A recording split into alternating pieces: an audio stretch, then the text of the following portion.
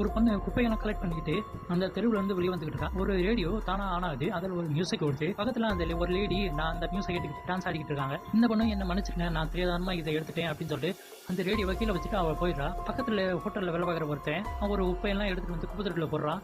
அந்த ரேடியோ வந்து ஆன் ஆகி பாடிக்கிட்டு இருக்கு. இந்த ரேடியோ ஆன் ஆகி அதுல மியூசிக் ஓடுது. பக்கத்துல அந்த ஒரு லேடி நான் அந்த மியூசிக் கேட்டு டான்ஸ் ஆடிக்கிட்டு இருக்காங்க. இவனும் போனை எடுத்து வீடியோ பிடிக்கிறான். கடைசியில அந்த வீடியோ பிடிச்சிக்கிட்டே வந்து அந்த ரேடியோவை தட்டி விட்டுறான். மியூசிக் ஆஃப் ஆயிடுச்சு. திட்டிட்டு பக்கத்துல அந்த லேடி வந்து நிக்கிறாங்க. இவங்க கொஞ்சம் பயப்படுறான். கையில வேற கத்தி எடுக்கிறாங்க. இவனும் அந்த ஹோட்டலுக்குள்ள போறான். அந்த டோரை யாருமே திறக்க மாட்டேங்கிறாங்க. அந்த லேடியும் இவனை குத்த வந்துட்டாங்க.